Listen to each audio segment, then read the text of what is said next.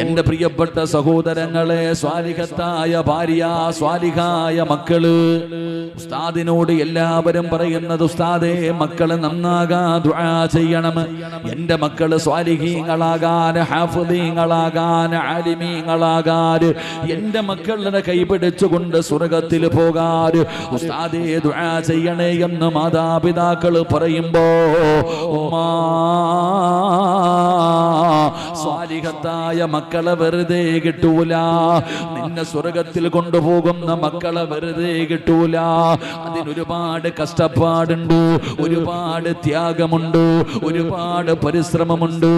ആ പരിശ്രമത്തിലൂടെ മാത്രമേ നിന്റെ മക്കളെ നിനക്ക് കൈപിടിച്ചുകൊണ്ട് സ്വർഗത്തിലേക്ക് പോകാൻ കഴിയുന്ന മക്കളാകൂ.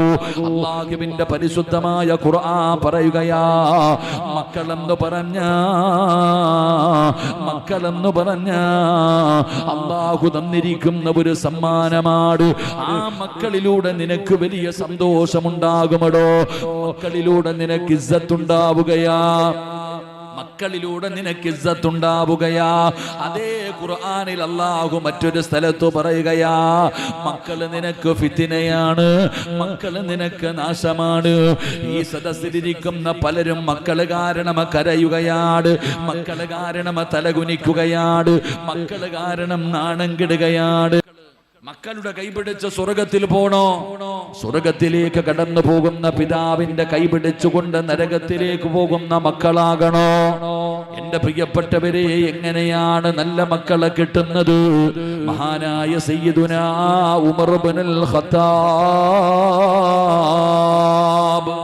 ഉമർ ഇബ്നുൽ ഖത്താബ് റളിയല്ലാഹു തആല അൻഹു രാജ്യം ഭരിക്കുമ്പോ ഉമർ തങ്ങളുടെ മുമ്പിലേക്ക് ഒരു പിതാവ് തന്റെ മകനെ പിടിച്ചു കൊണ്ടുവരികയാണ്. തങ്ങന്മാരുടെയും ഉസ്താദന്മാരുടെയും മുമ്പിലേക്ക് മക്കളെ കൊണ്ടുപോയിട്ട് ഉപദേശിക്കാൻ പറയുമല്ലോ. ഇതുപോലെ ഖലീഫയായ ഉമർ തങ്ങളുടെ മുമ്പിലേക്ക് ഒരു പിതാവ് തന്റെ മകനുമായി കടന്നു വരികയാണ്. യാ അമീറുൽ മുഅ്മിനീൻ, ഉമർ തങ്ങളെ, ഇവനെ ഉപദേശിക്കണം തങ്ങളെ. ഇവൻ എന്നെ ബഹുമാനിക്കുന്നില്ല, ആദരിക്കുന്നില്ല, എനിക്ക് നൽകേണ്ട സ്ഥാനം നൽകുന്നില്ല, ഇവൻ പറഞ്ഞാൽ അനുസരിക്കുന്നില്ല, ഇവന്റെ സ്വഭാവം മോശമാണ് തങ്ങള്. അതുകൊണ്ട് എന്റെ പൊന്നുമോനെ ഉപദേശിക്കണം. ഇവന്റെ പ്രായം കുറഞ്ഞവരോട് ഇവന് കരുണ കാണിക്കുന്നില്ല. തന്റെ പൊന്നാര മകന്റെ പോരായ്മകൾ മുഴുവനും ഖലീഫയായ ഉമർ തങ്ങളോട് പിതാവ് പറഞ്ഞു കൊടുക്കുകയാണ്. എന്നിട്ട് പറയുകയാ, ഇവനെ ഉപദേശിച്ച് നന്നാക്കണം.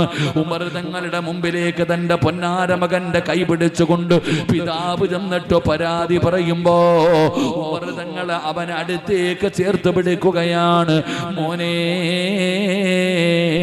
നീ നിന്റെ മാതാപിതാക്കളെ ആദരിക്കണം, നീ അവരെ ബഹുമാനിക്കണം, അവരുടെ പൊരുത്തം നിനക്ക് വേണം.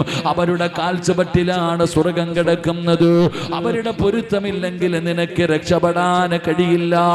ഉമ്മാനെ കുറിച്ച്, ഉപ്പാനെ കുറിച്ച്, മാതാപിതാക്കളോട് മക്കൾക്കുള്ള കടമകളെ കുറിച്ച് ഉമർ തങ്ങൾ പറഞ്ഞു കൊടുക്കുകയാ. മോനെ, നീ അവരുടെ മുന്നിലൂടെ നടക്കരുത്, അവരുടെ മുമ്പിൽ ഇരിക്കരുത്, അവരോട് കയർത്ത് സംസാരിക്കരുത്.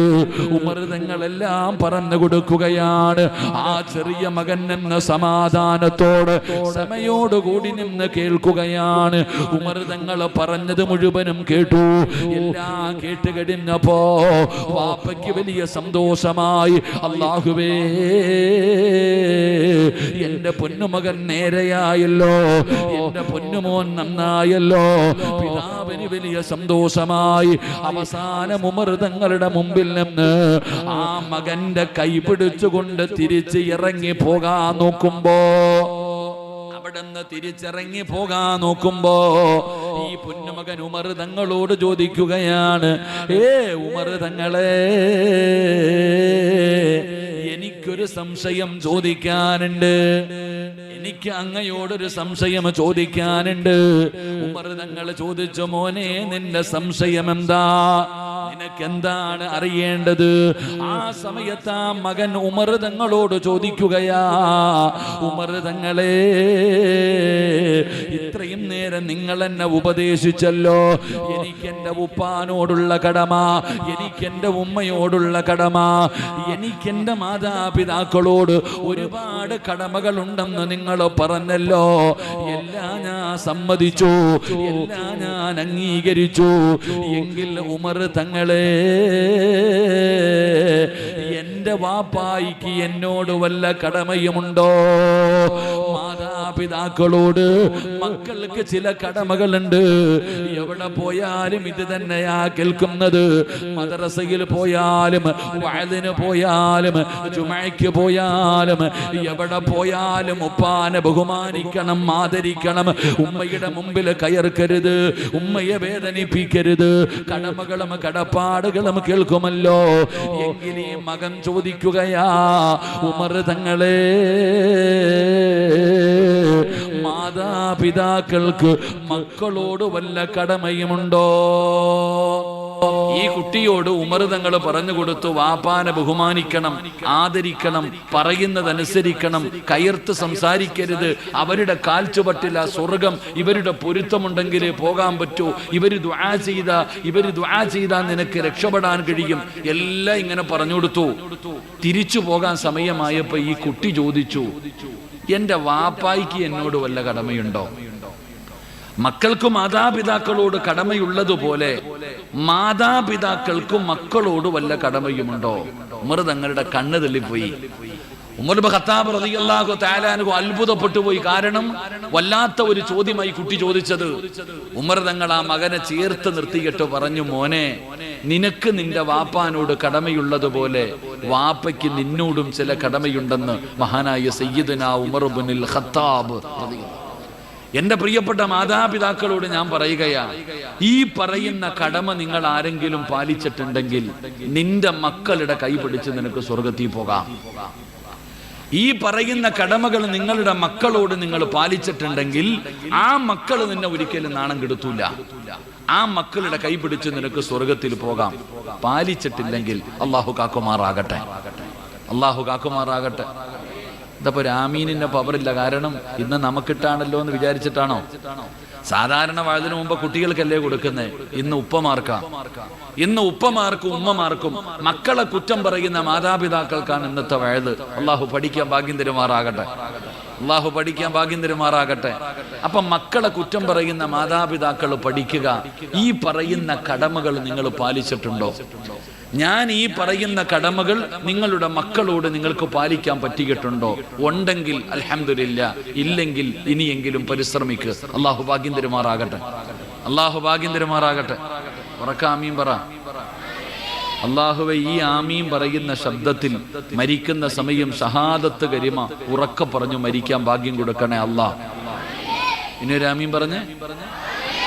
അള്ളാഹു ഭാഗ്യം തരുമാറാകട്ടെ.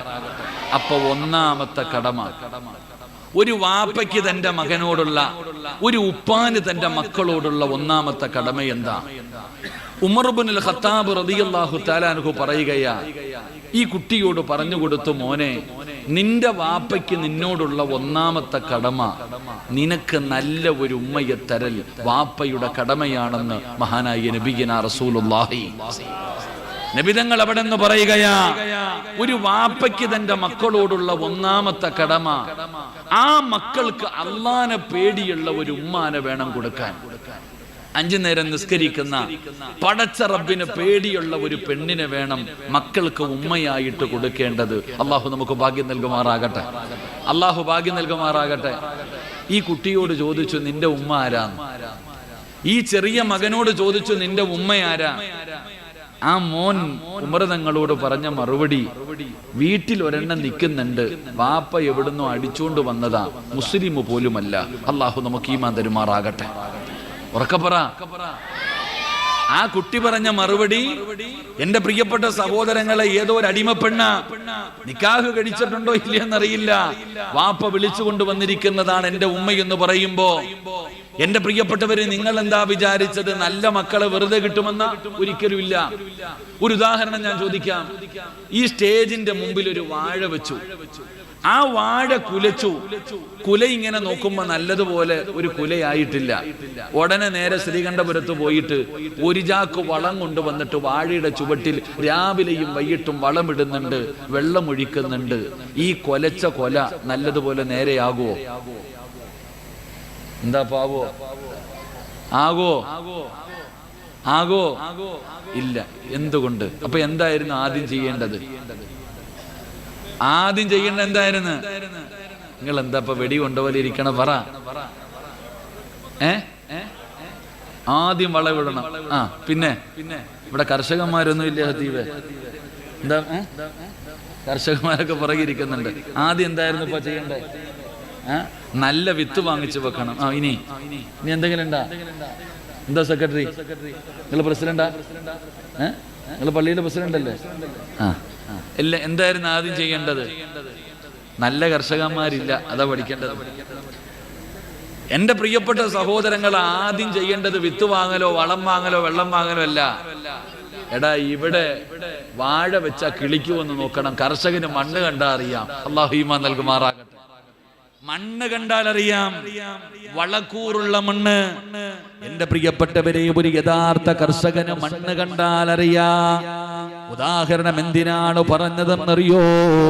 നല്ല മക്കളെ വെറുതെ കിട്ടൂല. അല്ലാഹുവിന്റെ പരിശുദ്ധമായ ഖുർആൻ പറയുകയാ, വൽ ബലദു തയ്യിബു യഖ്റുജു നബാതുഹു ബിഇദ്നി റബ്ബി. അല്ലാഹുവിന്റെ വിശുദ്ധമായ ഖുർആൻ പറയുകയാ, നിന്റെ ഭാര്യ ആരാണെന്നറിയുമോ? നിന്റെ കൃഷിയിടമാണ്. നിസാഉകും ഹർസുൽ ലക്കും വഅതു ഹർസകും. നിന്റെ ഭാര്യ നിന്റെ കൃഷിയിടമാണ്. മോനെ, നല്ല കൃഷിയിടത്തിൽ വിത്തിട്ടാലേ നല്ല വിളവ് കിട്ടൂ. പച്ച മലയാളത്തിൽ പറഞ്ഞ, ഒരു നല്ല ഉമ്മയുടെ വയറ്റിലെ നല്ല മക്കള് വളരാറുള്ളൂ. നല്ല ഉമ്മമാരുടെ മടിത്തട്ടിലാണ് നല്ല മക്കള് വളരുന്നത്. അല്ലാഹുവിനെ പേടിയുള്ള 5 നേരം നിസ്കരിക്കുന്ന വാപ്പയ്ക്കും ഉമ്മയ്ക്കുമാണ് നല്ല മക്കളെ കിട്ടുന്നത്. അവരുടെ കയ്യില് മക്കളെ കിട്ടിയിട്ടേ കാര്യമുള്ളൂ. ഇല്ലെങ്കിൽ കൊരങ്ങന്റെ കയ്യില് മാല കിട്ടിയതുപോലെയാണ്. നല്ല ഉപ്പയ്ക്കും ഉമ്മയ്ക്കാണ് നല്ല മക്കള് വളരുന്നത്. നിങ്ങൾക്ക് ചരിത്രമെടുത്ത് നോക്കാം. അല്ലാഹുവേ, ലോകത്ത് കടന്നു വന്ന പ്രവാചകന്മാരുടെ ചരിത്രമെടുക്കൂ. ഉമ്മമാര് വളർത്തിയ ഒരുപാട് മക്കളെ കാണാ. ഉമ്മമാര് വളർത്തിയ ഒരുപാട് മക്കളെ കാണാ. പടച്ചവനെ, സ്വഹാബത്തില്, താബിഈങ്ങളില്, തബഉ താബിഈങ്ങളില്, ഇമാമുമാരില്, ഔലിയാക്കന്മാരില്, സയ്യിദന്മാരില്, പണ്ഡിതന്മാരില്. എന്തിനാ നിങ്ങളുടെ നാട്ടില് നിങ്ങൾ നല്ലവരെന്ന് പറയുന്നവരില്ലേ? ഇവരുടെ ഉപ്പയാരായിരുന്നടോ? ഇവരുടെ ഉമ്മയാരായിരുന്നടോ?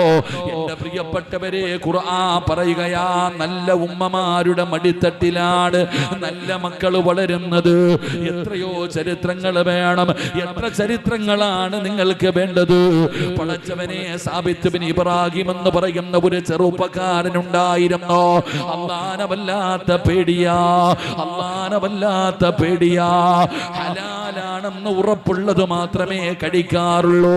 പടച്ചവനെ, സൗന്ദര്യവാനാണ് ഈ സാബിത്ത് ബിൻ ഇബ്രാഹിം. പടച്ചറപ്പിനെ പേടിച്ച് നടക്കുന്ന ചെറുപ്പക്കാരനാ. പടച്ചവനെ, ഭക്ഷണമില്ല, വല്ലാത്ത പട്ടിണിയാണ്. ഭക്ഷണം കഴിച്ചിട്ട് ദിവസങ്ങളായി. സാബിത്ത് ബിൻ ഇബ്രാഹിമിന് വീടിനകത്ത് കിടന്നിട്ട് ഉറക്കം വരുന്നില്ല. വീട് വിട്ട് വെളിയിലിറങ്ങുകയാണ്. ആരെങ്കിലും ഒരു നേരത്തെ ആഹാരം തന്നാലോ? സാബിത്ത് നടക്കുകയാ. പടച്ചവനെ, ഒരു മനുഷ്യനും ഭക്ഷണം കൊടുക്കുന്നില്ല. അവസാനം സാബിത്തിന്റെ കൈകാലുകൾ തളരുകയാണ്. ഒരു പുഴയുടെ ഭാഗത്തുകൂടെ നടന്നു വരുമ്പോ നടക്കാൻ കഴിയാതെ സാബിത്ത് തളർന്നു വീഴുകയാ. ആ പുഴയുടെ ചാരത്തിങ്ങനെ തളർന്നു കിടക്കുമ്പോ വെള്ളത്തിലൂടെ ഒരു പഴമിങ്ങനെ ഒഴുകി വരികയാണ്. വെള്ളത്തിലൂടെ ഒഴുകി വരികയാണ്. വിശന്ന് തളർന്നു കിടക്കുന്ന സാബിത്ത് കാണുകയാ. വെള്ളത്തിലൂടെ ഒഴുകി വരുന്ന പഴം കണ്ടപ്പോ, പട്ടിണി കാരണം, വിശപ്പിന്റെ കാഠിന്യം കാരണം സാബിത്ത് ആ പഴമെടുക്കുകയാണ്. ആർത്തിയോടെ കഴിക്കുകയാ. ആ കയ്യിലിരുന്ന പഴത്തിന്റെ പകുതി കഴിച്ചപ്പോ, സുബ്ഹാനല്ലാഹ്, സാബിത്തിന്റെ ബുദ്ധി വർക്ക് ചെയ്യുകയാണ്. അവിടെന്ന് ചിന്തിച്ചു, അല്ലാ ഇതാരുടേതാണെന്ന് എനിക്കറിയില്ല, ഹറാമു തിന്നല്ലോ, ഹറാമു തിന്നല്ലോ, ഇനി ദുആയിക്ക് ഇജാബത്തില്ലല്ലോ, എന്റെ അമലുകൾ അല്ലാഹു സ്വീകരിക്കില്ലല്ലോ, ഞാൻ നരകത്തിലാണല്ലോ. സാബിത്ത് നിലവിളിക്കുകയാണ്. വെള്ളത്തിലൂടെ ഒഴുകി വന്ന ഒരു പഴത്തിന്റെ പകുതി കഴിച്ചതിന്റെ പേരില് ഭ്രാന്തനെ പോലെ കിടന്ന് വിളിച്ചു കൂവുകയാ, സുബ്ഹാനല്ലാഹ്. പുഴയുടെ എതിരെ ഓടുകയാ. എവിടെ നിന്നാണ് വീണത്, എവിടെ നിന്നാണ് വീണത്? സാബിത്ത് ഓടുകയാണ്, സാബിത്ത് ഓടുകയാണ്. അവസാന കിലോമീറ്ററുകളോളം സഞ്ചരിച്ചു. ഒരു തോട്ടം കണ്ടുപിടിക്കുകയാണ്. ഇവിടെ നിന്നാണ് വീണതെന്ന് ഉറപ്പാവുകയാണ്. കരഞ്ഞുകൊണ്ട് സാബിത്ത് തോട്ടത്തിനകത്ത് കടന്നു ചെന്നു. കണ്ട മനുഷ്യന്റെ മുമ്പിൽ കരയുകയാ. അറിയാതെ തിന്നുപോയതാ, പട്ടിണി കാരണം തിന്നുപോയതാ, എനിക്ക് പൊരുത്തം തരണേ, എനിക്ക് പൊരുത്തം തരണേ. ആ മനുഷ്യൻ പറഞ്ഞു, സാബിത്തേ ഇത് എന്റെ തോട്ടമല്ല, പൊരുത്തം തരാൻ ഇതെന്റെതല്ല, ഞാൻ ഇവിടുത്തെ തൊഴിലാളിയാണ്, എനിക്ക് അവകാശമില്ല. സാബിത്ത് ചോദിക്കുന്ന മുതലാളിയുടെ വീട് എവിടെയാ? 3 ദിവസം സഞ്ചരിക്കണം എന്റെ യജമാനന്റെ വീട്ടിൽ പോകാൻ. സാബിത്ത് പറഞ്ഞു, തയ്യാറാ? 3 കൊല്ലം നടക്കാനും ഞാൻ തയ്യാറാ. കാരണം വേണ്ടത് പൊരുത്തമാണ്. സാബിത്ത് നടക്കുകയാണ്. പറഞ്ഞ അടയാളം വെച്ചുകൊണ്ട് കയ്യിൽ ആപ്പിളും പിടിച്ച് സഞ്ചരിക്കുകയാ. ദിവസങ്ങളോളം സഞ്ചരിച്ചു. പറഞ്ഞ അടയാളം പറഞ്ഞ വീടിന്റെ മുറ്റത്തെത്തി. ഒരു പ്രായം ചെന്ന മനുഷ്യനെ കാണുകയാ. സുബ്ഹാനല്ലാഹ്. സാബിത്ത് കരയുകയാ, പൊരുത്തം ചോദിക്കുകയാ. ആ മനുഷ്യൻ ചിന്തിക്കുന്നു, റബ്ബേ ഇതാരാ അല്ലാ, ഇവനാരാ അല്ലാ? ഇവനൊരു സാധാരണ ചെറുപ്പക്കാരനല്ല, ആയിരുന്നെങ്കിൽ ഇവിടെ വരില്ലായിരുന്നു. ആ മനുഷ്യന് സാബിത്തിനെ ഇഷ്ടപ്പെടുകയാണ്. ആ മനുഷ്യൻ പറഞ്ഞു, സാബിത്തേ എനിക്കൊരു മകളുണ്ട്, നിനക്ക് ഞാൻ പൊരുത്തം തരാ, പക്ഷേ നീ എന്റെ മകളെ വിവാഹം കഴിക്കണം. അവൾക്ക് കണ്ണ് കാണൂല, അവൾക്ക് ചെവി കേൾക്കൂല, അവളുടെ കാലിന് സ്വാധീനമില്ല. ആ പെണ്ണിനെ നീ വിവാഹം കഴിച്ചാ നിനക്ക് ഞാൻ പൊരുത്തം തരാ. സുന്ദരനായ യുവത്വത്തിന്റെ നടുവിലൂടെ നടന്നു പോകുന്ന സാബിത്ത് ചിന്തിച്ചു, അല്ലാ ദുനിയാവാണല്ലോ, അവസാനമുണ്ടല്ലോ, ആഖിറമാണ് രക്ഷപ്പെടേണ്ടത്. കല്യാണത്തിന് സമ്മതിച്ചു, വിവാഹം കഴിഞ്ഞു. മണിയറയിലേക്ക് കടന്നു ചെല്ലുമ്പോ സാബിത്ത് നോക്കുമ്പോ ഒരു സുന്ദരിയായ പെണ്ണ് മണിയറയ്ക്കകത്ത് ഒരുങ്ങിയിരിക്കുകയാ. സാബിത്ത് എന്ന് പറയുന്ന ചെറുപ്പക്കാരൻ കല്യാണം കഴിച്ചു. മണിയറയ്ക്കകത്ത് കടന്നു ചെന്നപ്പോ ഒരു സുന്ദരിയായ പെണ്ണിരിക്കണോ. സാബിത്ത് ചോദിച്ചു, കണ്ണ് കാണാത്ത, ചെവി കേൾക്കാത്ത, കാലിന് സ്വാധീനമില്ലാത്ത എന്റെ ഭാര്യ എവിടെ? ആ പെണ്ണ് പറഞ്ഞു, സാബിത്തെ എനിക്ക് കണ്ണും കാണും, ചെവിയും കേൾക്കും, കാലിനും കുഴപ്പമൊന്നുമില്ല. പിന്നെ എന്റെ ഉപ്പ പറഞ്ഞത് എന്തുകൊണ്ടെന്നറിയോ?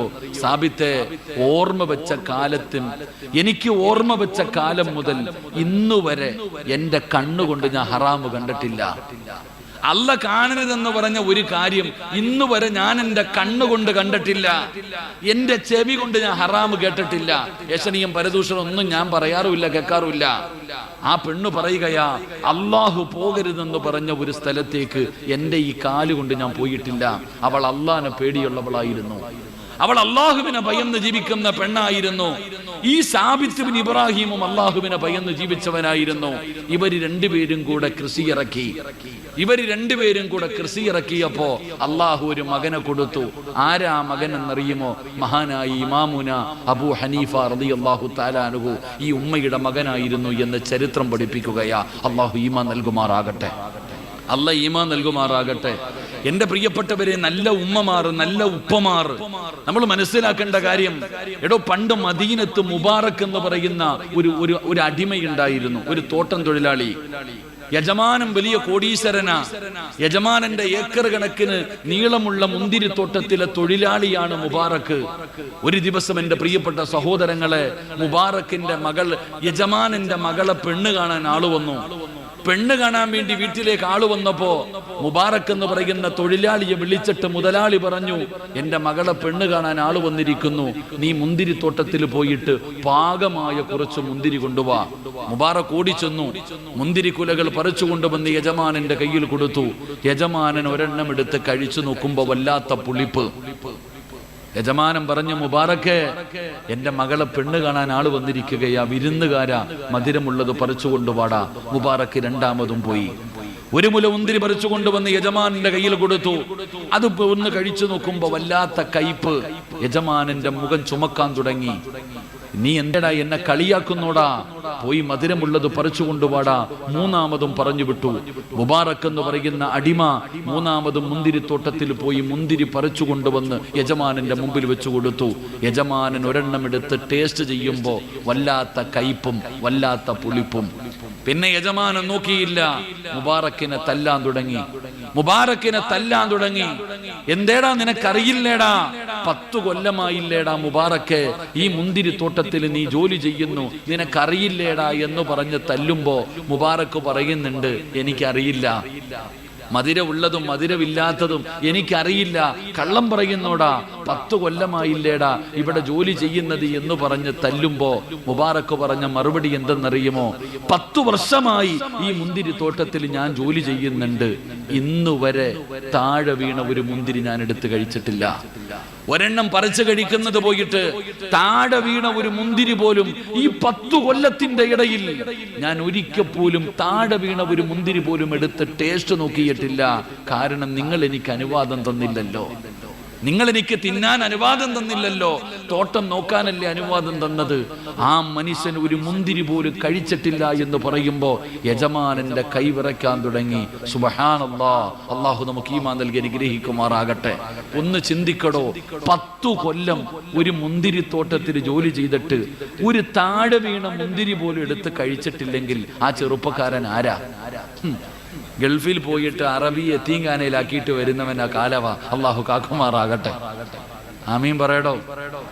ഗൾഫിൽ പോയിട്ട് പാവപ്പെട്ടവൻ എങ്ങനെയും വണ്ടി കയറി ഗൾഫിലെത്തി. അറബി ഇപ്പൊ എവിടാ? നാട്ടിൽ ഇവൻ ഷെയ്ഖും വലിയ ആളും, അയാളിപ്പോ ഇവിടെ കിടക്കുന്നുണ്ട്. അള്ളാഹു കാത്തിരക്ഷിക്കുമാറാകട്ടെ. എന്റെ പ്രിയപ്പെട്ട സഹോദരങ്ങളെ, 10 കൊല്ലം മുന്തിരിത്തോട്ടത്തിൽ ജോലി ചെയ്തിട്ട് ഒരു മുന്തിരി പോലും എടുത്ത് കഴിക്കാത്തവൻ കരഞ്ഞുപോയി. ആ മനുഷ്യൻ തന്റെ വീട്ടിലേക്ക് കടന്നു ചെന്നു. വിരുന്നുകാരൻ മുഴുവൻ പറഞ്ഞു വിട്ടു. എന്നിട്ട് തന്റെ പൊന്നാര കോടീശ്വരന്റെ മകളെ വിളിച്ചിട്ട് പിതാവ് പറയുകയാ, മോളെ, നിനക്ക് ഞാനൊരു പുതിയാപ്പളയെ കണ്ടെത്തി, നിനക്ക് ഞാനൊരു പുതിയാപ്പളയെ കണ്ടെത്തി. ആരാ വാപ്പാ? നമ്മുടെ തോട്ടത്തിൽ ജോലി ചെയ്യുന്ന മുബാറക്ക് ഉണ്ടല്ലോ, ആ മുബാറക്കിനെയാ ഞാൻ നിനക്ക് വേണ്ടി കണ്ടെത്തിയത്. ഈ പെണ്ണ് ചോദിച്ചു, ഉപ്പാ, വേലക്കാരനെ കിട്ടിയുള്ളോ? ഉപ്പ എന്തേ ഇയാളെ തെരഞ്ഞെടുക്കാൻ കാരണം? ആ സമയത്ത് ആ മനുഷ്യൻ പറഞ്ഞ മറുപടി, മോളെ, ഇവനെക്കാളും അള്ളാനെ പേടിയുള്ള ഒരാളെ ഇനി കിട്ടൂല, ഇവനെക്കാളും അള്ളാനെ പേടിയുള്ള ഒരാളെ കിട്ടൂല. ഈ മകള് പറഞ്ഞ മറുപടി എന്തെന്നറിയോ? വാപ്പാൻ ഇഷ്ടമാണെങ്കിൽ എനിക്ക് ഇഷ്ടമാ. അള്ളാഹു നമുക്ക് ഈമാൻ തരുമാറാകട്ടെ. അള്ളാഹ് ഈമാൻ തരുമാറാകട്ടെ. അത് പണ്ട് പെണ്ണുങ്ങൾ പറയുമായിരുന്നു, വാപ്പയ്ക്ക് ഇഷ്ടമാണെങ്കിൽ എനിക്കിഷ്ടം. 2023 പെൺകുട്ടി വീട്ടിൽ ചെന്നിട്ട് വാപ്പാനോട് പറയും, വാപ്പ കഷ്ടപ്പെടണ്ട, ഉമ്മ കഷ്ടപ്പെടണ്ട, ഞാൻ ഒരെണ്ണത്തെ വളച്ചു വെച്ചിട്ടുണ്ട്, ഒന്ന് പറഞ്ഞ് റെഡിയാക്കി തന്നാ മതി. അള്ളാഹു ഈമാൻ നൽകുമാറാകട്ടെ. ഇന്നത്തെ കുട്ടികൾ വീട്ടിൽ ചെന്നിട്ട് വാപ്പാനോട് പറയും, ഫേസ്ബുക്കിലും ഇൻസ്റ്റാഗ്രാമിലൂടെ ഞാൻ റെഡിയാക്കി ഒരെണ്ണത്തിൽ വെച്ചിട്ടുണ്ട്. അവസാനം വാപ്പ പറയും, മോളെ, അവൻ കള്ളുകുടിയനാ, കഞ്ചാവടിക്കുന്നവനാ, കുഴപ്പമില്ല വാപ്പ, അവൻ നമ്മുടെ ജാതി പോലുമല്ല, കുഴപ്പമില്ല വാപ്പ, ഞാൻ പോകും, കെട്ടിച്ചു തരണം. അള്ളാഹു നമുക്ക് ഈമാൻ നൽകുമാറാകട്ടെ. ഈ മുബാറക്ക് എന്ന് പറയുന്ന മനുഷ്യന് തന്റെ ഒരു മകനെ കൊടുത്തു. അള്ളാഹു ഒരു മകനെ കൊടുത്തു. ആ മകന്റെ പേരെന്തെന്നറിയുമോ? മഹാനായ അബ്ദുല്ലാഹ് ബിനുൽ മുബാറക് റളിയല്ലാഹു തആല അൻഹു. ലോകമറിയുന്ന പണ്ഡിതൻ, ലോകമറിയുന്ന പണ്ഡിതൻ. എന്റെ പ്രിയപ്പെട്ടവർ, ഇതുപോലെ എത്ര ചരിത്രം നിങ്ങൾക്ക് വേണം? ഇതുപോലെ എത്ര ചരിത്രമാണ് നിങ്ങൾക്ക് വേണ്ടത്? അതുകൊണ്ട് എന്റെ പ്രിയപ്പെട്ട സഹോദരാ, എടാ, നല്ല ഉമ്മയാണ് വേണ്ടത്, മക്കൾക്ക് നല്ല ഉമ്മയാണ് കൊടുക്കേണ്ടത്. ഇനി വഴുത കേൾക്കാമെന്ന കല്യാണം കഴിച്ച ഉപ്പാ, നീ നിന്റെ ഭാര്യയെ കുറിച്ചൊന്ന് ചിന്തിക്കൂ. പെങ്ങളെ, നീ നിന്റെ ഭർത്താവിനെ കുറിച്ചൊന്ന് ചിന്തിക്കൂ. എന്റെ പ്രിയപ്പെട്ടവരെ, ദീനുണ്ടാകണമല്ലോ. അതുകൊണ്ടാണ് നബി തങ്ങൾ പറഞ്ഞത്, നാല് കാര്യങ്ങൾ നബി തങ്ങൾ എണ്ണി പറഞ്ഞല്ലോ. ഒന്ന്, മോനെ, പണമല്ല നോക്കേണ്ടത്, സൗന്ദര്യമല്ല നോക്കേണ്ടത്, കുടുംബ മഹിമയല്ല നോക്കേണ്ടത്,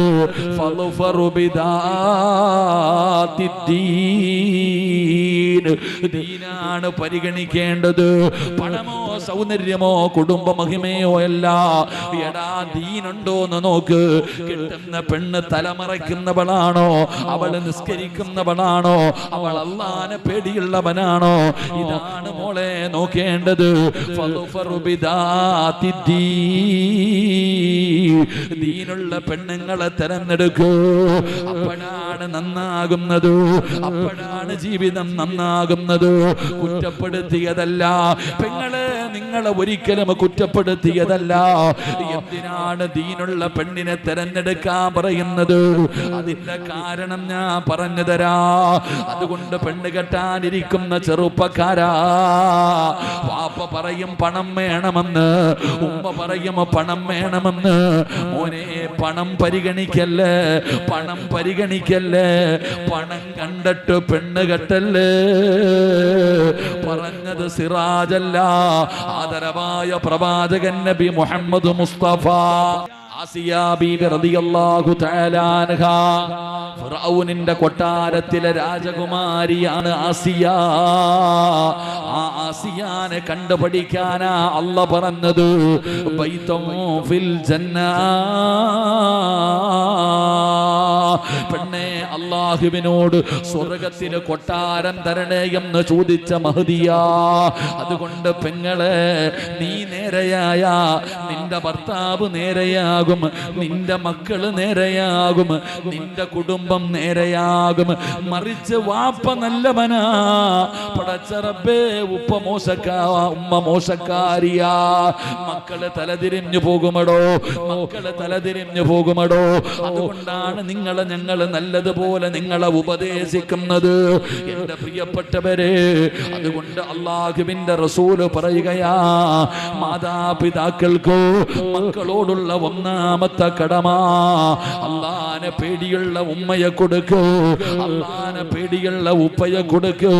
അത് കൊടുക്കൽ വാപ്പയുടെ കടമയാണെന്ന് ആദരവായ പ്രവാചകൻ നബി മുഹമ്മദ് മുസ്തഫ സല്ലല്ലാഹു അലൈഹി വസല്ലമ തങ്ങൾ പറയുകയാ. അതുകൊണ്ട് വഅദ് കേൾക്കാമെന്ന വാപ്പയും ഉമ്മയും സ്വന്തമൊന്ന് ചിന്തിക്ക്, സ്വന്തമൊന്ന് ചിന്തിക്ക്. ഞാൻ ദീനുള്ളവളാണോ? ഞാൻ ദീനുള്ളവളാണോ? ഞാൻ സ്വാലിഹത്താണോ? ഞാൻ അല്ലാഹുവിനെ പേടിയുള്ളവനാണോ? ആണുങ്ങളും പെണ്ണുങ്ങളും ഒന്ന് വിലയിരുത്തടോ. ഇന്ന് വിലയിരുത്തേണ്ട ദിവസമാണ്. സ്വന്തമായിട്ട് വിലയിരുത്ത്. വിശദീകരിക്കുന്നില്ല. ഉമർ തങ്ങൾ പറയുന്നു, മോനെ, ഒരു വാപ്പയ്ക്ക് തന്റെ മക്കളോടുള്ള രണ്ടാമത്തെ കടമ എന്തെന്നറിയോ? ഉപ്പാന് തന്റെ മക്കളോടുള്ള രണ്ടാമത്തെ കടമ മക്കൾക്ക് നല്ല പേര് വെക്കൽ വാപ്പയുടെ കടമയാണെന്ന് മഹാനായ സയ്യിദുനാ ഉമർ ഇബ്നുൽ ഖത്താബ്. പ്രായപൂർത്തിയായ വന്നതാ സഹോദരിയുടെ മുകളിലൂടെ, തന്റെ പൊന്നാര സഹോദരിയുടെ മുമ്പിലൂടെ ഔറത്ത് തുറന്നിട്ടുകൊണ്ട് നടക്കുകയാ. കൊടുക്കണം ബാപ്പാ, തെറ്റല്ലേ ഉമ്മ? നിന്റെ മകന്റെ മുമ്പിലൂടെ നിന്റെ മകള് ഒരു മുടി പുറത്ത് കാണിക്കുന്ന കാര്യമല്ല, തലമുടി കാണിക്കുന്ന കാര്യമല്ല. പടച്ചവനെ, നല്ല വസ്ത്രം ബെഡ്റൂമിന്റെ അകത്ത് ധരിക്കേണ്ട വസ്ത്രം, കിടപ്പറയിൽ ധരിക്കേണ്ട വസ്ത്രം, അതിട്ടുകൊണ്ട് ഭക്ഷണം കഴിക്കാൻ വരുമ്പോ, ഹാളിൽ വരുമ്പോ, കൂടപ്പറപ്പിന്റെ മുമ്പിലൂടെ നടക്കുമ്പോ അവളുടെ ശരീരത്തിന്റെ വടിവുകൾ വെളിയിൽ കാണുന്ന വസ്ത്രമാണെങ്കിലും പറയണേ ഉമ്മ, നൊന്തു പ്രസവിച്ചത് നീയാ, തെറ്റാ ഉമ്മ. വഅദ് കേൾക്കാമെന്നവരോട് പറയുകയാണ്, ആദ്യം നന്നാകേണ്ടത് മക്കളല്ല, വാപ്പയും ഉമ്മയുമാണ്. വാപ്പയും ഉമ്മയുമാണ് നന്നാകേണ്ടത്. ആദ്യം വാപ്പ നന്നാകു, ആദ്യം ഉമ്മ നന്നാകു. നബി തങ്ങൾ പറഞ്ഞല്ലോ, റബ്ബനാ ഹബ് ലനാ മിൻ അസ്വാജിനാ വദുരിയാതിനാ ഖുർറത അഅ്യുനിൻ വജഅൽനാ ലിൽമുത്തഖീന ഇമാമാ. ഇങ്ങനെ ദുആ ചെയ്യുന്നവന് സ്വർഗ്ഗത്തിൽ ഒരു വീടുണ്ട്. എന്താണ് ദുആ ചെയ്യുന്നത്? വാപ്പ ദുആ ചെയ്യുകയാണ്, ഉമ്മ ദുആ ചെയ്യുകയാണ്. റബ്ബനാ, രക്ഷിതാവായ അല്ലാഹ്, ഹബ് ലനാ മിൻ അസ്വാജിനാ വദുരിയാതിനാ ഖുർറത അഅ്യുനിൻ. പടച്ചവനെ, എൻ്റെ ഭാര്യ അവളെ ദീനുള്ളവളാക്കണേ അല്ലാ, എൻ്റെ മക്കളെ ദീനുള്ളവരാക്കണേ അല്ലാ, എൻ്റെ കണ്ണിന് കുളിർമയുള്ളവരാക്കണേ അല്ലാ. എൻ്റെ ഭാര്യയുടെ മുഖം കണ്ട, എൻ്റെ മക്കളുടെ മുഖം കണ്ട എൻ്റെ ദുഃഖം മാറണേ അല്ലാ, എൻ്റെ പ്രയാസം മാറണേ അല്ലാ. എൻ്റെ മക്കൾ എൻ്റെ കൂടെയുണ്ടല്ലോ, എൻ്റെ ഭാര്യ എൻ്റെ കൂടെയുണ്ടല്ലോ, മനസ്സിനൊരു സമാധാനം തരണേ അല്ലാ. എന്നിട്ട് പറയുകയാ, ലിൽ മുത്തഖീന ഇമാമാ. പള്ളിയിലെ ഇമാമാക്കണമെന്നല്ല, പള്ളിയിലെ ഇമാമാക്കണമെന്നല്ല, എൻ്റെ ഭാര്യക്കും എൻ്റെ മക്കൾക്കും മാതൃകയാകുന്ന, അവർക്ക് ഇമാമത്ത് നിൽക്കാൻ അർഹതയുള്ള ഒരു മനുഷ്യനാക്കി എന്നെ മാറ്റണേ അല്ലാ. ഉമ്മാനെ കണ്ടുവേണം മക്കള് പഠിക്കാൻ, വാപ്പയെ കണ്ടുവേണം മക്കള് പഠിക്കാൻ, ഭർത്താവിനെ കണ്ടുവേണം ഭാര്യ പഠിക്കാൻ. മാതൃകയാകടോ, മാതൃകയാകു ഉപ്പാ. അല്ലാഹുവിന്റെ പള്ളിയിൽ നിന്ന് 5 നേരം ഹയ്യ അലസ്സലാ ഹയ്യ അലൽ ഫലാഹ്.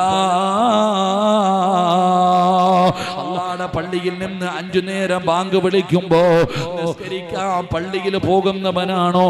മക്കളെ വിളിക്കണ്ട, പള്ളിയിൽ പോകാ പറയണ്ട. നിന്നെ കൂടെ നിന്റെ മക്കള് വരും ബാപ്പാ. നിന്നോട് ചോദിക്കും, ഞാനും വരട്ടെ, എന്നെ കൊണ്ടുപോകുമോ? എന്തേ ഉപ്പാ അസറിന് പള്ളിയിൽ കണ്ടില്ലല്ലോ? മക്കള് നിന്നോട് ചോദിക്കും, ബാപ്പാ. പെങ്ങളെ, പാല് കുടിക്കുന്ന കുഞ്ഞുങ്ങള് നിന്റെ വീട്ടിലുണ്ടല്ലോ. ഉമ്മ നിസ്കരിക്കുമ്പോ പാല് കുടിക്കുന്ന മക്കള് വന്ന് സുജൂദിൽ വീഴുകയാ, ഉമ്മാടെ കൂടെ നിസ്കരിക്കുകയാ, ഉമ്മാടെ കൂടെ നിസ്കരിക്കുകയാണ്. എന്തൊരു മനോഹരമാ പെങ്ങളെ. പടച്ചവനെ ദിക്ർ പറയുമ്പോ മക്കള് കൂടെ വന്നിരുന്ന് ലാ ഇലാഹ ഇല്ലല്ലാഹ് പറയുകയാ. ഖുർആൻ ഓതുമ്പോ മക്കളടുത്ത് വന്നിരിക്കുന്നല്ലോ. ഇത് കണ്ടു വളർന്നാ മതി, നിന്റെ മക്കള് നേരെയാകും ഉമ്മ. പക്ഷേ നീ ഖുർആൻ എടുക്കൂല, നീ നിസ്കരിക്കൂല. 24 മണിക്കൂറും മൊബൈലിലാണ്, മക്കളുടെ കയ്യിൽ കൊടുത്തിരിക്കുകയാണ്. നിനക്ക് അല്പനേരം റെസ്റ്റ് കിട്ടാൻ, മക്കള് തിന്നണമെങ്കിൽ മൊബൈല്, ഇല്ലാതെ ഇരിക്കണമെങ്കിൽ മൊബൈല്. പടച്ചവനെ, കുഞ്ഞുമക്കളെ നശിപ്പിക്കുകയാ ഉമ്മ. നിങ്ങൾക്ക് ഈ മൊബൈലിനെ കുറിച്ച് അറിയാഞ്ഞിട്ടാണ്. ഇതൊരു ലഹരിയാ, ഇതൊരു ലഹരിയാ. ഒരുപാട് കുടുംബങ്ങളെ തകർത്തത് മൊബൈലാ, ഒരുപാട് ജീവിതങ്ങളെ തകർത്തത് മൊബൈലാ, ഒരുപാട് പേരെ നശിപ്പിച്ചത് മൊബൈലാ. മറക്കല്ലേ. അതുകൊണ്ട് ഉപ്പയും ഉമ്മയും നേരെയാകു, നിങ്ങൾ നല്ലവരാകു, നിങ്ങൾ നിസ്കരിക്കൂ, നിങ്ങൾ ഖുർആൻ ഓത്, നിങ്ങൾ ദിക്ർ പറ, നിങ്ങൾ ഒരുമിച്ചിരുന്ന് ദുആ ചെയ്യൂ. വാപ്പാ, നീ നിന്റെ മക്കളെയും ഭാര്യയെയും വിളിച്ചിരുത്ത്, ഒരുമിച്ചിരുന്ന് ഖുർആൻ ഓത്, എന്നിട്ട് നീ ദുആ ചെയ്യ്. അല്ലാഹുവേ, എൻ്റെ മക്കളെ നന്നാക്കണേ അല്ലാ, എന്നെ നാണം കെടുത്തുന്ന മക്കളാക്കല്ല അല്ലാ. നീ ആത്മാർത്ഥമായിട്ട് ദുആ ചെയ്യ്. കൂടെ പഠിക്കുന്നവന് പറയുന്ന കഞ്ചാവടിക്കടാ, അവൻ അല്ലാഹനെ ഓർത്തില്ലെങ്കിലും നിന്നെ ഓർക്കും ബാപ്പാ. നീ കരഞ്ഞുകൊണ്ട് ദുആ ചെയ്യുന്നവനാണോ? മക്കളെ കൂടെ ഇരുത്തി ദുആ ചെയ്യിപ്പിക്കുന്നവനാണെങ്കിൽ കൂടെ പഠിക്കുന്ന മക്കള് കഞ്ചാവ് കൊടുത്തിട്ട് പറഞ്ഞു അടിക്കാൻ, അവൻ ചിന്തിക്കുന്നത് എന്തെന്നറിയോ? എന്റെ ഉപ്പയെങ്ങാനും ഇതറിഞ്ഞാ മരിച്ചു പോകുമല്ലോ. എനിക്ക് വേണ്ടി ദുആ ചെയ്യുന്ന ഉപ്പ മംഗലാപുരത്ത് പഠിക്കാൻ പോകുമ്പോ കറങ്ങാൻ അവസരം കിട്ടുമ്പോ, അല്ലാഹുവേ ഇതെങ്ങാനും എന്റെ ഉമ്മച്ചി അറിഞ്ഞാല്, എന്നെ പൊന്നുപോലെ എനിക്ക് വേണ്ടി ജീവിക്കുന്ന എന്റെ വാപ്പയെങ്ങാണ് ഇതറിഞ്ഞ, പടച്ചവനെ എന്റെ ഉപ്പ മരിച്ചു പോകുമല്ലോ അല്ലാ. എന്നിൽ വലിയ പ്രതീക്ഷയാണല്ലോ. ചതിക്കാൻ തോന്നില്ല പെങ്ങളെ, വഞ്ചിക്കാൻ തോന്നില്ല പെങ്ങളെ. മോനെ ദുആ ചെയ്യടോ, കുടുംബസമേതം ഇരുന്ന് ദുആ ചെയ്യ്, കുടുംബസമേതം ഇരുന്ന് നന്മ ചെയ്യ്. ഇത് കണ്ടുവേണം മക്കള് വളരാ. നീ ആദ്യം ഫർദ് ധരിക്ക്, നീ മൗറത്ത് മറക്ക്, എന്നിട്ട് നിർബന്ധമായി നിന്റെ മക്കളെ കൊണ്ട് മറപ്പിക്ക്. നീ ഫർദയും ഹിജാബും, മോള് ജീൻസും പാൻറ്റും. എന്ത് ദീൻ! അല്ലാഹു ഈമാൻ നൽകുമാറാകട്ടെ. ഉറക്കെ പറ ഈമാൻ നൽകുമാറാകട്ടെ. അമ്പം മക്കള് ചെന്നിട്ട് ഉമ്മ ഉപദേശിക്കുമ്പോൾ മോള് ചോദിക്കും, ഉമ്മ വയതിന് പോകുമ്പോഴല്ലേ ഇത് ധരിക്കൂ, കല്യാണത്തിന് പോകുമ്പോൾ ഇത് മാറ്റുമല്ലോ. അല്ലാഹു ഈമാൻ തരുമാറാകട്ടെ. ഇതാ നമ്മുടെ ദീൻ, ഇതാണ് നമ്മുടെ ദീൻ. അതുകൊണ്ട് എൻ്റെ പ്രിയപ്പെട്ട സഹോദരങ്ങളെ, ഒരു വാപ്പയ്ക്ക് തൻ്റെ മക്കളോടുള്ള മൂന്നാമത്തെ കടമ മക്കൾക്ക് അദബ് പഠിപ്പിച്ചു കൊടുക്കണം. അല്ലാഹു ഭാഗ്യം തരുമാറാകട്ടെ, അല്ലാഹു ഭാഗ്യം തരുമാറാകട്ടെ. എൻ്റെ പ്രിയപ്പെട്ട സഹോദരങ്ങളെ, ഇനി നിങ്ങൾക്ക് ഉസ്താദെ കണ്ണുനീര് കുടിക്കുന്ന ഒരുപാട് പേർ, മക്കള് കാരണം കണ്ണുനീര് കുടിക്കുന്നവർ, ഭാര്യ കാരണം കണ്ണുനീര് കുടിക്കുന്നവർ, ഭർത്താവ് കാരണം കണ്ണുനീര് കുടിക്കുന്നവർ, എങ്ങനെയാണ് നിങ്ങളുടെ പ്രശ്നങ്ങൾക്ക് പരിഹാരം? എങ്ങനെ നന്നാവുക? എങ്ങനെയാണ് മക്കളെ വളർത്തേണ്ടത്? എങ്ങനെയാണ് മക്കളെ വളർത്തേണ്ടത്? ഞാൻ പറഞ്ഞു തരാം മക്കളെ വളർത്തേണ്ടത് എങ്ങനെയാണെന്ന്. ഒരു ഉപ്പ വളർത്തിയല്ലോ, ഒരു ഉപ്പ ഒരു മകളെ വളർത്തിയല്ലോ. ഒരു ഉപ്പ എങ്ങനെയാണ് തന്റെ മകളെ വളർത്തിയതെന്ന് ഞാൻ കാണിച്ചു തരാ, ഞാൻ നിങ്ങൾക്ക് പറഞ്ഞു തരാ. ഉമ്മമാര് വളർത്തിയ ഒരുപാട് മക്കളുടെ ചരിത്രമുണ്ടല്ലോ. എന്നാ ഉപ്പ വളർത്തിയ ഒരു മകളെ പറഞ്ഞു തരാ. പ്രിയപ്പെട്ട മുസ്ലിമേ, ആരാ പറഞ്ഞത് വളർത്താൻ പറ്റില്ലെന്ന്? ഉമ്മമാരുടെ കഥയല്ല, ഉമ്മമാര് വളർത്തിയ മക്കളുടെ കഥയല്ല, ഒരു വാപ്പ വളർത്തിയ മകളുടെ ചരിത്രം പഠിക്കാ. എങ്ങനെയാണ് മക്കളെ വളർത്തേണ്ടത്? എങ്ങനെയാണ് മക്കളെ വളർത്തേണ്ടത്? പരസ്പരം തല്ലിയിട്ട് കാര്യമില്ല. ഇന്ന് വീടിനകത്ത് തല്ലാടോ, ഭാര്യയും ഭർത്താവും കണ്ടാ കീരിയും പാമ്പിനെ പോലെയാണ്. മക്കള് നോക്കുമ്പോ ഉമ്മയും വാപ്പയും എപ്പോഴും വഴക്കാണ്, എപ്പോഴും ബഹളമാണ്. മക്കള് കണ്ട് സങ്കടപ്പെടുകയാണ്, അവര് വഴിതെറ്റാൻ അത് കാരണമാവുകയാണ്. പടച്ചവനെ ഇന്ന് സമാധാനമില്ലല്ലോ. എല്ലാരും പറയുന്ന ഒരു വിഷയം, സമാധാനമില്ല, സമാധാനമില്ല, സമാധാനമില്ല. പൈസ കൊടുത്താ കിട്ടുന്നതല്ല, അധികാരം കൊണ്ട് കിട്ടുന്നതല്ല, സൗന്ദര്യം കൊണ്ട് കിട്ടുന്നതല്ല. സമാധാനം വേണോ? സമാധാനമുള്ള ജീവിതം വേണോ? മക്കള് നന്നാകണോ, ഭാര്യ നന്നാകണോ, ഭർത്താവ് നന്നാകണോ? അതിനുള്ള വഴി ഞാൻ പറഞ്ഞു തരാ. എങ്ങനെയാണ് മക്കളെ വളർത്തേണ്ടതെന്ന് പറഞ്ഞു തരാ. അല്ലാഹുവേ, ഞങ്ങളുടെ കുടുംബ ജീവിതം നീ സന്തോഷത്തിലാക്കണേ അല്ലാ. മക്കളെ വളർത്തേണ്ടത് എങ്ങനെയെന്നറിയോ? യാസീൻ എന്ന് പറയുന്ന സൂറത്ത് ഓതുമല്ലോ. വഅസ്വാജുഹും ഫീ ളിലാലിൻ അലൽ അറായികി മുത്തഖിഊൻ ലഹും ഫീഹാ ഫാകിഹത്തുൻ വലഹും മാ യദ്ഊൻ സലാമുൻ ഖൗലൻ മിർ റബ്ബിർ റഹീം. അല്ലാഹുവിന്റെ ഖുർആൻ പറയുകയാ, ഈ സദസ്സിലിരിക്കുന്ന ചില ഭർത്താവ് തന്റെ ഭാര്യയുടെ കയ്യിൽ പിടിച്ച് ഭാര്യയും ഭർത്താവും കൂടെ കണ്ണൂർ ബീച്ചിലൂടെ നടക്കുകയല്ല. ഭാര്യയും ഉമ്മയും ബാപ്പയും മക്കളും കൂടെ പടച്ചവനെ പാർക്കിൽ നടക്കുകയല്ല. നാളെ അല്ലാഹ് അള്ളാടെ സ്വർഗത്തില് ഒരു വാപ്പയും ഉമ്മയും തന്റെ മക്കളെ പിടിച്ച് നടുക്കിരുത്തിയിട്ട് സ്വർണത്തിന്റെ ചാരുകസേലയിലിരുന്ന് ആടുകയാ. സ്വർഗത്തിലിരുന്ന് ആടുകയാണ്. സ്വർഗവാസികൾ ചോദിക്കുകയാണ്, എല്ലാരും സലാം പറയുന്നു, കാണുന്നവര് മുഴുവനും സലാം പറയുന്നു, മലക്കുകൾ സലാം പറയുന്നു. ഭാര്യയെയും ഭർത്താവിനെയും മക്കളെയും നോക്കിയിട്ട് എല്ലാരും സലാം പറയുകയാ. നാട്ടുകാരും പറയുകയാ, സ്വർഗവാസികളും പറയുകയാ. അവര് ചോദിക്കുന്നു, എങ്ങനാ ഈ പ്രതിഫലം കിട്ടിയതെങ്ങനാ? നിങ്ങൾ ഇവിടെയും ഒരുമിച്ചാണല്ലോ. അല്ലാഹുവേ, സ്വർഗത്തിലും ഒരുമിച്ച് കൂടുന്ന കുടുംബമാക്കണേ അല്ലാ. അല്ലാഹുവിന്റെ റസൂലിന് 25 വയസ്സ്, ഖദീജ ബീവിക്ക് 40 വയസ്സ്. 40 വയസ്സുള്ള ഖദീജ ബീവിയെ 25 വയസ്സുകാരനായ നബി തങ്ങളെ വിവാഹം കഴിക്കുകയാണ്. റബ്ബേ,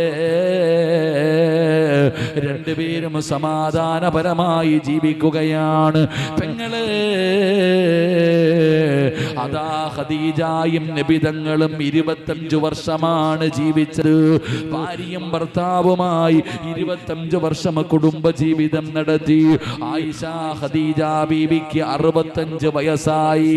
ഖദീജ ബീവിക്ക് 65 വയസ്സായി. പടച്ചവനെ, ഒരു ദിവസം രാത്രിയിൽ ഖദീജ ബീവി കുളിച്ചൊരുങ്ങുകയാണ്. നല്ല വസ്ത്രം ധരിക്കുകയാണ്. നല്ല വസ്ത്രം ധരിക്കുകയാണ്.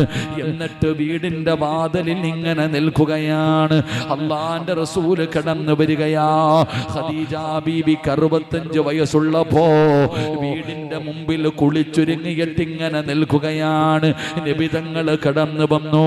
ചിരിക്കുന്ന മുഖത്തോടെ സ്വീകരിച്ചു. അള്ളാന്റെ റസൂലിന് കഴിക്കാൻ ഭക്ഷണം കൊടുത്തു. ഖദീജ ബീവി റളിയല്ലാഹു തആല അൻഹ, പടച്ചവനെ, നബി തങ്ങൾ ഭക്ഷണം കഴിച്ചു കഴിഞ്ഞപ്പോ അള്ളാഹുവിന്റെ പ്രവാചകനോട് ചോദിക്കുന്നു, യാ റസൂലല്ലാഹ്, അള്ളാന്റെ നബിയേ, ഞാൻ മടിയിലൊന്ന് കിടക്കട്ടെ നബിയേ, മടിയിലൊന്ന് കിടക്കട്ടെ നബിയേ. അള്ളാന്റെ റസൂലിന്റെ മടിത്തട്ടിൽ കിടക്കാൻ അനുവാദം ചോദിച്ചു. നബി തങ്ങൾ സമ്മതിച്ചു. ഖദീജ ബീബി അള്ളാന്റെ റസൂലിന്റെ മടിയിൽ തലവെച്ച് കിടക്കുകയാ. എന്നിട്ട് നബി തങ്ങളുടെ മുഖത്ത് നോക്കുകയാണ്. ഖദീജ ചിരിക്കുന്നുണ്ട്. ഖദീജ ചിരിക്കുന്നുണ്ട്. അള്ളാന്റെ റസൂല് ചോദിക്കുന്നു, ഖദീജ, എന്തേ നീ ഇങ്ങനെ നോക്കുന്നത്? എന്നെ നോക്കുന്നത് എന്തേ ഖദീജ? യാ റസൂലല്ലാഹ്, എന്തൊരു ഗ്ലാമറാ നബിയേ, എന്തൊരു സൗന്ദര്യമാ നബിയേ. ഖദീജ 25 കൊല്ലം കൊണ്ട് കാണുന്നതല്ലേ ഖദീജ. പെങ്ങളെ, സദസ്സിലിരിക്കുന്ന വാപ്പമാരോട് പറയുകയാ, പ്രായം ചെന്നാ ഒരുമിച്ച് കിടക്കാറില്ല. 40ഉം 50ഉം വയസ്സ് കഴിഞ്ഞ വാപ്പ ഒരു റൂമിലാ, ഉമ്മ ഒരു റൂമിലാ. ഒരുമിച്ച് കിടക്കാറില്ലല്ലോ, ഒരുമിച്ച് കിടക്കാറില്ലല്ലോ. എന്തേ ഉമ്മ ഒരുമിച്ച് കിടക്കാത്തതിന്റെ കാരണം എന്തേ ഉമ്മ? വയസ്സാം കാലത്തല്ലേ ഒരുമിച്ച് കിടക്കേണ്ടത്? വയസ്സാം കാലത്തല്ലേ, ഈ പ്രായമാകുമ്പോഴല്ലേ താങ്ങാകേണ്ടത്, അല്ലാതെ വേറെ ഒന്നുമല്ലല്ലോ. പടച്ചവനെ, വികാരത്തിന് വേണ്ടി മാത്രമല്ല വിവാഹം കഴിക്കുന്നത്. ഭാര്യയും ഭർത്താവും ഒരുമിച്ച് കിടക്കണം. അള്ളാന്റെ റസൂലിന്റെ മുഖത്ത് നോക്കിയിട്ട് ഖദീജ ബീബി പറയുന്നു, നബിയേ, എന്തൊരു സൗന്ദര്യമാണ് നബിയേ. എന്നിട്ട് ഖദീജ ബീബി പറയുകയാ, യാ റസൂലല്ലാഹ്, ഖദീജ ബീബിയുടെ കണ്ണ് നിറയുകയാണ്. എന്തിനാ ഖദീജ? എന്തു പറ്റി ഖദീജ? യാ റസൂലല്ലാഹ്, നമ്മൾ രണ്ടുപേരും ഒരുമിച്ച് ജീവിക്കാൻ തുടങ്ങിയിട്ട് 25 കൊല്ലമായി നബിയേ. എന്റെ മരണമടുത്തു നബിയേ, എന്റെ മരണമടുത്തു നബിയേ. ഞാൻ അങ്ങയുടെ മനസ്സിന് വേദനയുണ്ടാക്കുന്ന എന്തെങ്കിലും പറഞ്ഞു പോയിട്ടുണ്ടെങ്കിൽ എനിക്ക് പൊരുത്തപ്പെട്ട് തരണേ യാ റസൂലല്ലാഹ്. നബി തങ്ങളുടെ കയ്യിൽ പിടിച്ചിട്ട് ഖദീജ ബീവി റളിയല്ലാഹു തആല അവിടുന്ന് പൊരുത്തം ചോദിക്കുമ്പോ നബി തങ്ങൾ കരയുകയാ. പൊരുത്തം ചോദിക്കല്ലേ ഖദീജ, വാപൊത്തി പിടിക്കുകയാ നബി തങ്ങള്. എന്തേ പടച്ചവനെ, എന്തേ കാരണമെന്നറിയോ? നബിതങ്ങൾക്ക് പരാതിയില്ല, നബിതങ്ങൾക്ക് പരാതിയില്ല. നിനക്കറിയുമോ ഖദീജ ആരാണെന്ന്? ഖദീജ ആരാണെന്നറിയോ? ഖിയാമത്ത് നാൾ വരെയുള്ള ഒരു പെണ്ണിനും ഖദീജയ്ക്ക് കിട്ടുന്ന പ്രതിഫലം കിട്ടൂല. ഇനി ലോകത്ത് ഒരു പെണ്ണിനും ഖദീജ ബീവിക്ക് അല്ലാഹു കൊടുക്കുന്ന പദവി കിട്ടൂല. കാരണം എന്തെന്നറിയോ? ഖദീജ ബീവിക്ക് സ്വർഗത്തിലൊരു വീടുണ്ട് പെങ്ങളെ. ആരും ശല്യം ചെയ്യാത്ത ഒരു ഭാഗത്ത് ഒറ്റ മുത്തിൽ പണിത ഒരു വീട്. എന്തിനാ അല്ല കൊടുത്തതെന്നറിയോ? എന്തിനാ അല്ല കൊടുത്തതെന്നറിയോ? നബി തങ്ങളെക്കാൾ 15 വയസ്സ് കൂടുതലാണ് ഖദീജ ബീവിക്ക്. ആ ഖദീജ ബീവി 25 കൊല്ലം നബി തങ്ങളുടെ കൂടെ ജീവിച്ചിട്ട് സുബ്ഹാനല്ലാഹ് ഒരിക്കൽ പോലും നബി തങ്ങളുടെ മുമ്പിൽ ശബ്ദമുയർത്തിയിട്ടില്ല. അള്ളാന്റെ റസൂൽ എന്ന ഭർത്താവിന്റെ മുമ്പിൽ 25 വർഷം ഒരിക്കൽ പോലും നബി തങ്ങളുടെ മുമ്പിൽ ഖദീജ ബീബി ശബ്ദമുയർത്തി സംസാരിച്ചിട്ടില്ല. ഇതിനല്ല കൊടുക്കുന്ന പ്രതിഫലമാ, ഇതിനല്ല കൊടുക്കുന്ന പ്രതിഫലമാ. നിന്റെ ഭർത്താവ് പറയുന്നത് നിന്റെ നാവിന് നീളം കൂടുതലെന്നാണ്.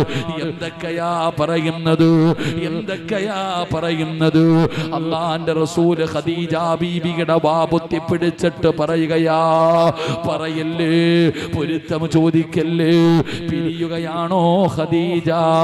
പിരിയുകയാണോ ഖദീജ? അള്ളാന്റെ റസൂലിനോട് പറയുകയാ, നബിയേ പൊരുത്തം തരണേ നബിയേ.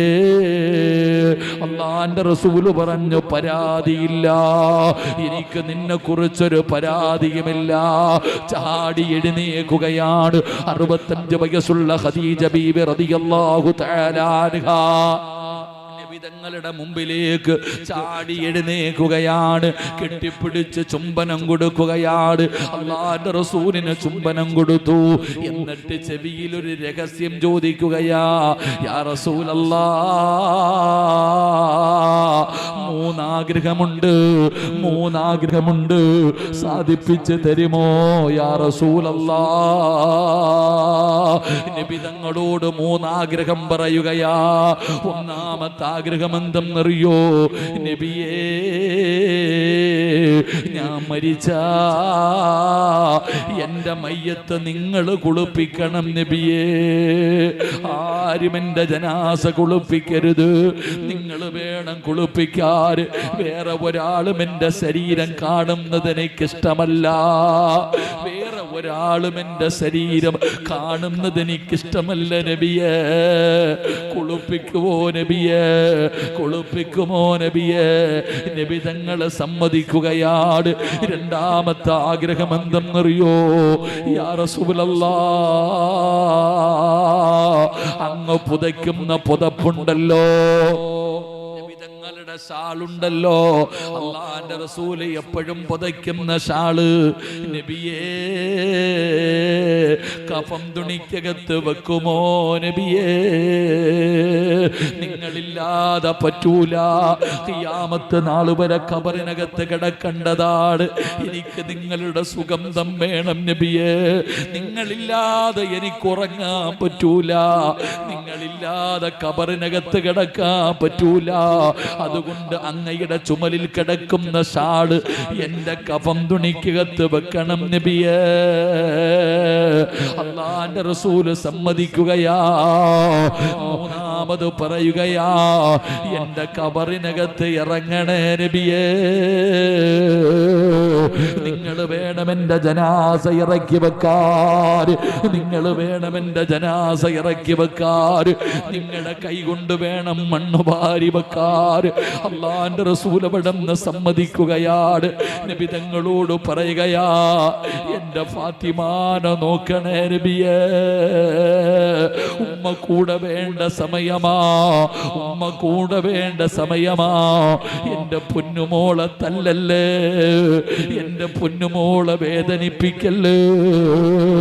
ഫാത്തിമ ബീവിയെ കുറിച്ച് ഖദീജ ബീവി പറയുകയാ, ഖദീജ ബീബി റളിയല്ലാഹു തആല അൻഹ അവിടുന്ന് മരണപ്പെടുകയാണ്.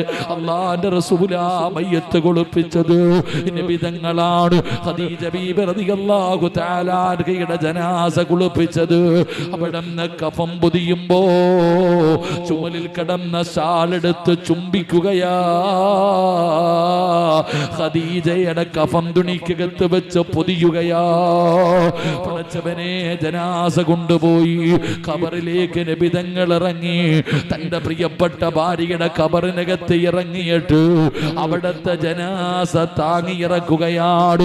ഖബറിലേക്ക് വെച്ചു, കെട്ടുകൾ അടിച്ചു മാറ്റി, ഒരു പിടി മണ്ണ് വാരി ഖദീജ ബീബി റളിയല്ലാഹു തആല അൻഹയുടെ കബളിന്റെ താഴെ വെക്കുമ്പോ അല്ലാഹുവിന്റെ റസൂലിന്റെ കൺതടങ്ങൾ നിറഞ്ഞ താടിരോമത്തിലൂടെ ഖദീജ ബീബിയുടെ കഫൻ തുണിയുടെ മുകളിലേക്ക് കണ്ണുനീര് വീഴുകയാ. പടച്ചവരേ, ഖദീജ ബീബി അവിടുന്ന് ലോകത്തോട് യാത്ര പറയുകയാ. ഫാത്തിമയുടെ ഉമ്മയാ, ഫാത്തിമ ബീബിയുടെ ഉമ്മയാ. ഇത് കണ്ടാണ് ഫാത്തിമ വളർന്നത്, ഇത് കണ്ടാണ് ഫാത്തിമ വളർന്നത്. പടച്ചവരേ, ഇനി വാപ്പയായ നബി മുഹമ്മദ് മുസ്തഫ സല്ലല്ലാഹു അലൈഹി വസല്ലമ തങ്ങള് 63ാമത്തെ വയസ്സിൽ നബി തങ്ങള് രോഗം പിടിച്ച് കിടക്കുകയാണ്. അല്ലാഹുവിന്റെ റസൂല് രോഗം പിടിച്ച് കിടക്കുമ്പോ അലിയാര് തങ്ങളോട് അനുവാദം ചോദിച്ചു. ഫാത്തിമ ബീബി വാപ്പയെ കാണാൻ പോകുകയാണ്. ഖദീജ ഫാത്തിമ ബീബി നബി തങ്ങളെ കാണാൻ വേണ്ടി വീട്ടിലേക്ക് ഓടി വരുമ്പോ അല്ലാഹുവിന്റെ റസൂലിന് എഴുന്നേക്കാൻ വയ്യ, രോഗം പിടിച്ച് കിടക്കുകയാ. അല്ലാഹുവിന്റെ റസൂൽ എന്ന് പറഞ്ഞ ഫാത്തിമ ബീബി വന്ന, ഫാത്തിമ ബീബി വന്ന നബി തങ്ങൾ എഴുന്നേറ്റ് നിൽക്കും. ബാപ്പാ, അല്ലാഹുവിന്റെ റസൂല് ഫാത്തിമ പെൺകുട്ടികളെ അങ്ങനെയാടോ, അല്ലാഹുവിന്റെ റസൂല് പെൺമകളെ വളർത്തിയത് അങ്ങനെയാ. ഫാത്തിമ ബീബി വരുമ്പോ നബി തങ്ങൾ എഴുന്നേക്ക് നിൽക്കും. ബാപ്പാ, ഫാത്തിമ ബീവിയുടെ നെറ്റിത്തടത്തിൽ ഉമ്മ വെക്കുമായിരുന്നു. പടച്ചവരെ, വാപ്പമാരോട് ചോദിക്കട്ടെ, നിന്റെ പെമ്മക്കളെ നീ ചുംബിക്കാറുണ്ടോ?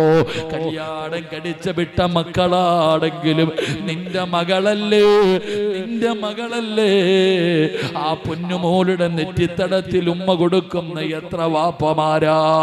അല്ലാഹുവിന്റെ റസൂൽ അവിടുന്ന് ചുംബിച്ചു.